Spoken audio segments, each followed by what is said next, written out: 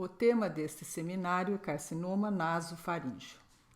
O carcinoma nasofaríngeo é o carcinoma de células escamosas e ele se origina no epitélio do nasofaríngeo. Ele é subdividido em carcinoma de células escamosas não queratinizante, que representa a maioria desses tumores, cerca de 75%. Uma minoria seriam os carcinomas queratinizantes, convencionais, que representariam cerca de 25%. E muito mais raramente o carcinoma de células escamosas basaloide, que nós já conversamos em outros seminários. Estes carcinomas, não queratinizante e queratinizante, além de suas diferenças histopatológicas, eles também têm diferenças etiológicas e de prognóstico. Vamos começar com o carcinoma de células escamosas não queratinizante, que é muito mais comum nesta região.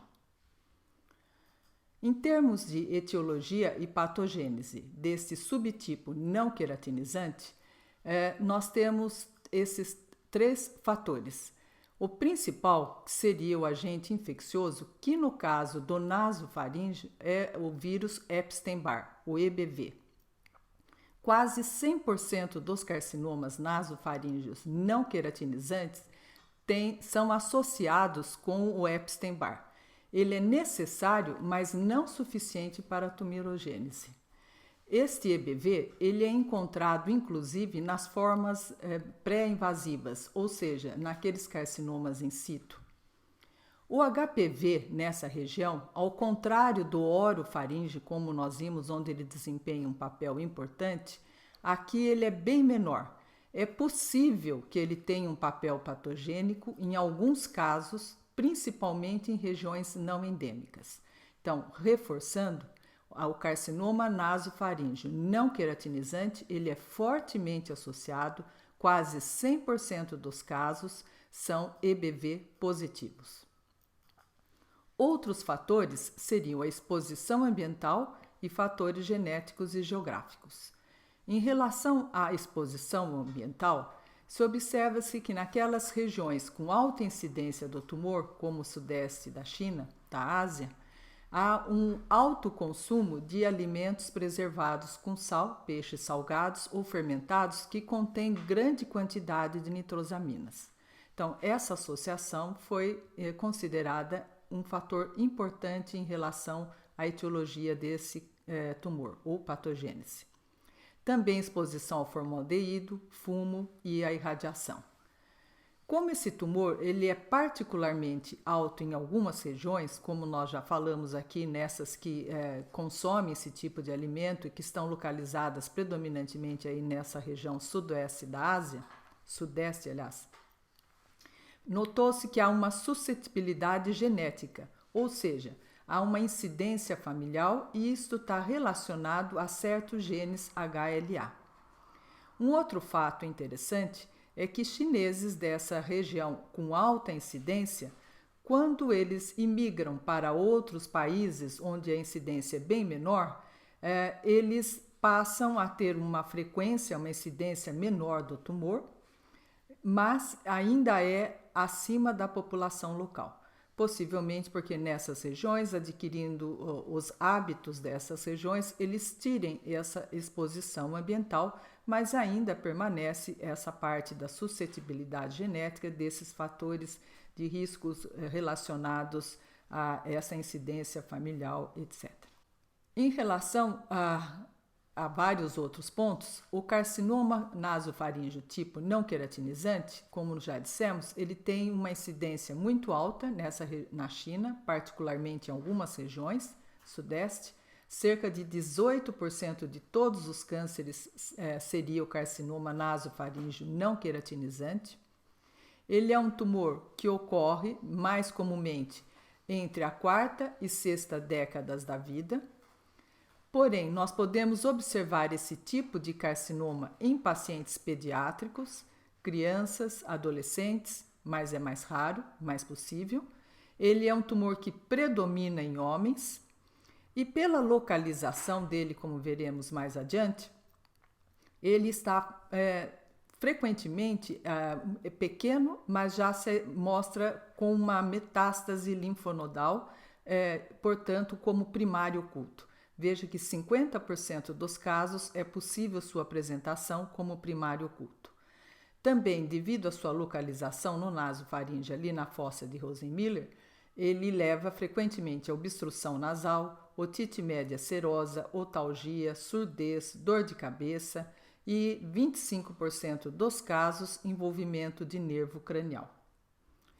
Nesse slide nós podemos ver com maior detalhe os motivos disso. Então vejam, essa é a região do nasofaringe. Aqui nós temos a emergência da tuba auditiva, ou tuba de Eustáquio, e a coana nasal aqui, e essa região logo aqui atrás é a fossa de Rosenmiller, onde é o lugar preferencial da localização do carcinoma nasofaríngeo. Então, observem que por estar nessa localização tão próxima, tão associada com aqui a tuba auditiva, ele vai causar surdez, otite serosa, ele também invade aqui a fossa nasal, causando obstrução, a base do crânio e também frequentemente nervos cranianos.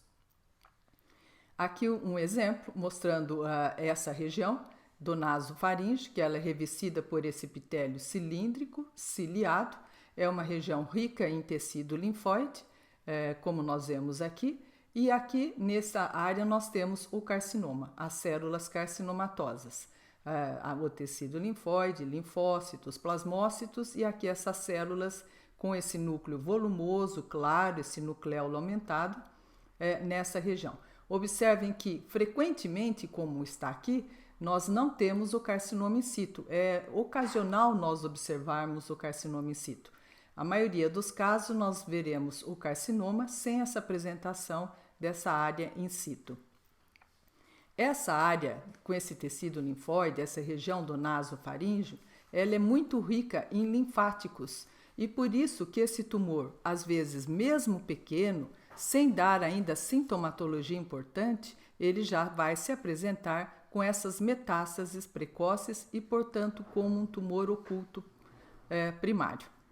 Em termos de histopatologia, esse carcinoma de células escamosas não queratinizante, ele é subdividido na sua forma indiferenciada, que é a mais comum, e a diferenciada. Em termos de clínica e prognóstico, é totalmente semelhante. Porém, do ponto de vista histológico, observem que essa forma indiferenciada, ela tem essa particularidade das células apresentarem núcleos volumosos e citoplasma escasso, portanto, essa relação núcleo-citoplasma com um favorecimento muito maior do volume nuclear.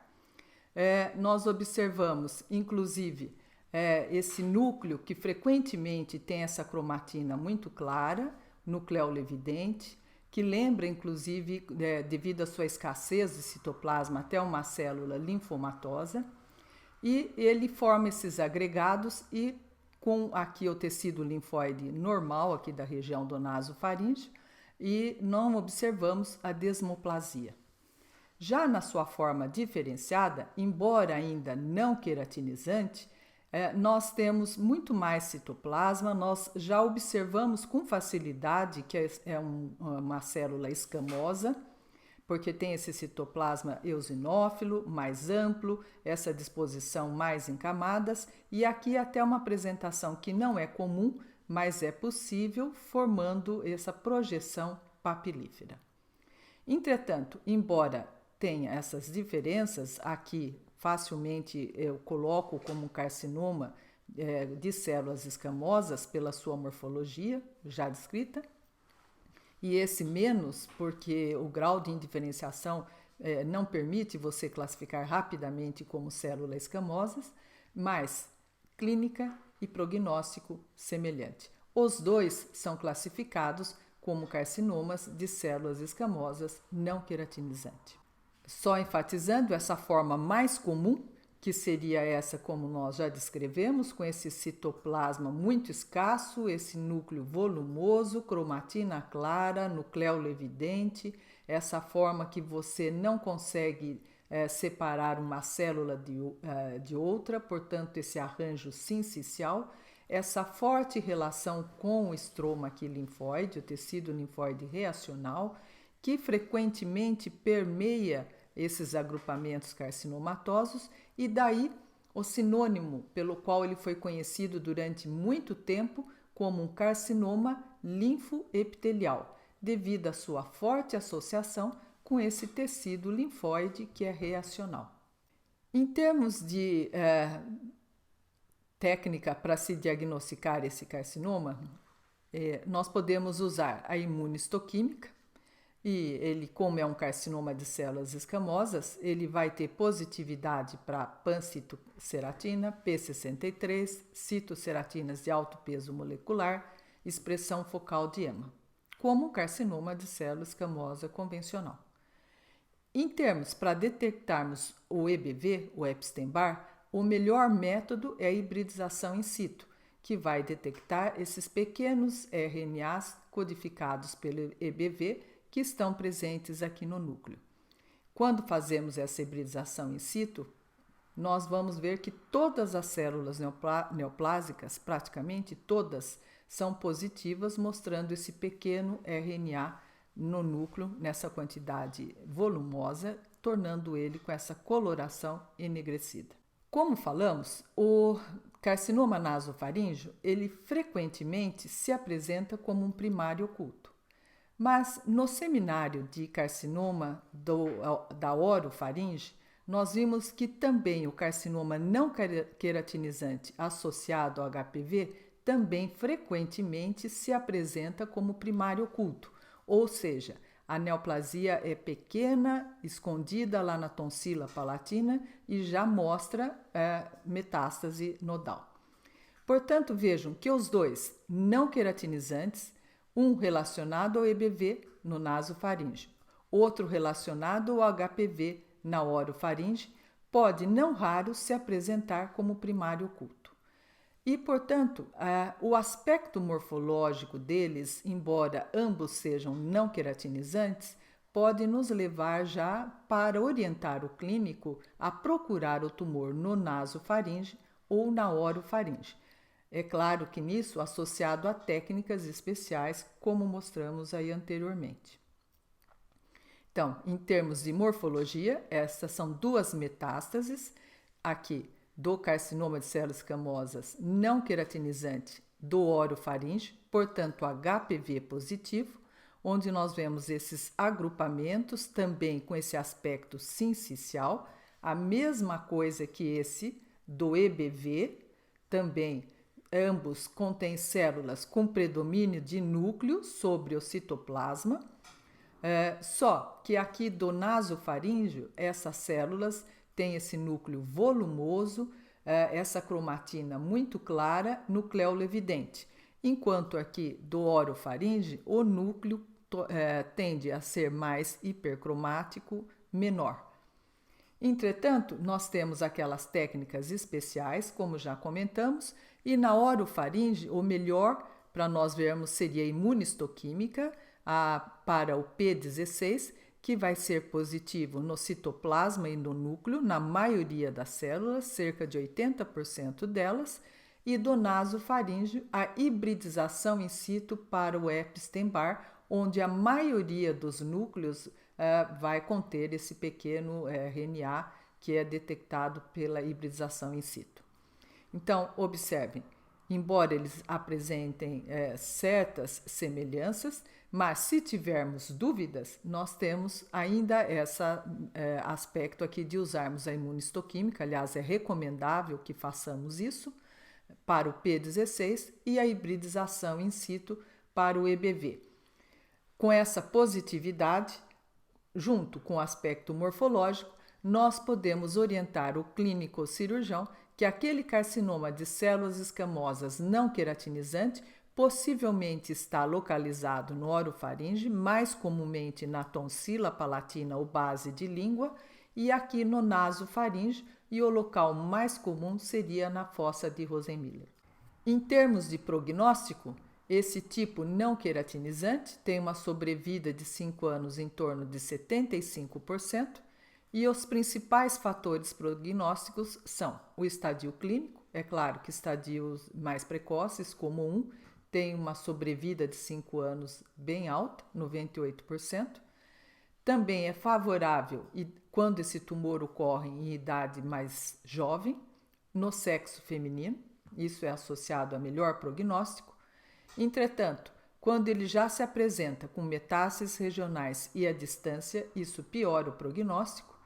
E nessa região nasofaringe, o tumor HPV positivo é possivelmente pior em prognóstico do que o EBV positivo. Só lembrando, a maioria dos carcinomas nasofaríngeos são EBV, desse tipo não queratinizante, mas alguns podem ser HPV. Entretanto, veja, o número de casos ainda é muito pequeno e por isso ainda nós colocamos e é colocado na literatura como possivelmente. Não há um número suficiente para que isso possa ser afirmado com segurança em relação ao prognóstico quando comparado com o EBV. Falando apenas uma pequena parte sobre o carcinoma de células escamosas queratinizante, que seria a minoria desses carcinomas nasofaríngeos, mas que, além da diferença histopatológica, também tem diferença histológica e de prognóstico. Então, a forma queratinizante é usual, é o convencional, onde esses agrupamentos de células escamosas, as células apresentam esse citoplasma amplo, eosinófilo. Nós podemos, inclusive, ver pontes intercelulares no maior aumento e nós temos a produção de queratina, inclusive com a formação de rolhas de queratina. Esse tumor associado mais fortemente ao álcool e fumo como fatores causais, diferentemente daquele não queratinizante que nós vimos que tinha o EBV como um fator muito importante. Em termos de prognóstico, em relação ao carcinoma não queratinizante, este de células escamosas queratinizante ou convencional, ele tem uma maior frequência de tumores localmente avançados, uma menor frequência de metástases linfonodais, ele tem uma menor resposta à radioterapia e um pior prognóstico quando comparado com o carcinoma de células escamosas não queratinizante. Passando para os casos do seminário, são todos casos de carcinoma nasofaríngeo e vamos começar com o caso 19. Observem que nessa biópsia feita desse tumor, desse carcinoma nasofaríngeo, deste caso, neste menor aumento, nós vemos um tecido linfóide bem denso, homogêneo, mas nesse aumento nós não detectamos com segurança as células carcinomatosas. É uma hipótese clínica, mas na biópsia nós não vemos claramente esta célula. Entretanto, há uma suspeita aqui já nesse menor aumento, porque é um tecido linfóide muito homogêneo, muito denso, e aqui estão faltando os folículos linfóides, que são usuais. Então, esse aspecto homogêneo, etc., com a falta desses folículos linfóides, já leva uma suspeita mesmo nesse menor aumento. No aumento maior, continuamos vendo esse tecido linfóide polimórfico, linfócitos, plasmócitos, etc., mas já chama atenção esses agrupamentos com essas células maiores dispersas. Elas não estão localizadas, são núcleos volumosos, mas não estão no centro germinativo, por exemplo. Elas formam como que uma rede discreta, mas ainda é bem discreto. Então, nesse aumento, por esse agrupamento irregular dessas células volumosas que a gente pode observar, esse núcleo aumentado, com esse nucleolo aqui, mais difícil de ver nesse aumento, levanta a hipótese carcinoma versus linfoma. Ainda não é possível ir para um lado ou para o outro com segurança. Nesse aumento maior, nós observamos realmente essas células, como salientamos, que tem esse núcleo volumoso, citoplasma muito escasso, nucleolo evidente, e ela forma uns agrupamentos, mas totalmente sem coesão e permeados por esses linfócitos. Portanto, nesse caso, ainda fica a dúvida: carcinoma versus linfomas. É obrigatório imunistoquímica. Não é sugerido que se faça um diagnóstico aqui sem ter o apoio da imunistoquímica. Então, observe que ao fazermos a imunistoquímica, o AE1-AE3 vai mostrar que estas células atípicas, com esse núcleo volumoso, nucleolo também muito evidente, são positivas e elas são até mais numerosas do que nós observamos aqui no HE. Então, com essa morfologia, a localização, essa positividade para o AE1-AE3, nós podemos fechar o diagnóstico como um carcinoma de células escamosas não queratinizante do tipo indiferenciado no nasofaringe. Volto aqui a observar como esse tipo de neoplasia, embora muito infiltrativo, ele não tem desmoplasia. O estroma dele é constituído por esse tecido linfóide reacional, ou aqui usual, do nasofaringe. Caso 20, também era uma lesão no nasofaringe, foi enviada uma biópsia. Nessa biópsia, nós vemos novamente o tecido linfóide exuberante, mas observamos agrupamentos maiores dessas células atípicas que nós mostramos no caso anterior. Então, elas formam esses agrupamentos, embora que nesse aumento e nessa área não muito coesos, eles são muito permeados pelas células linfóides, mas a quantia já leva uma suspeita para o lado de carcinoma, embora ainda mais difícil de descartar nessa área que possa ser também linfoma. Entretanto, observem que já numa outra área, essa dúvida deixa de existir, porque em outras, essas células atípicas, neoplásicas, elas formam esses agrupamentos muito coesos, muito bem delimitados e inclusive com comedonecrose.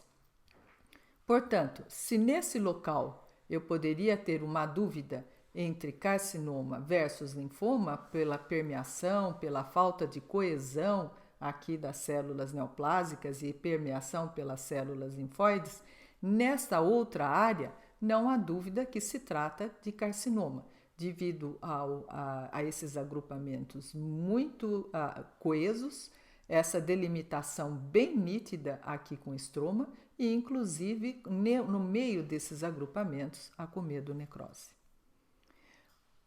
No aumento maior, bem nítido, o tecido linfóide, novamente, observem o agrupamento coeso das células carcinomatosas, o seu limite bem nítido aqui com estroma.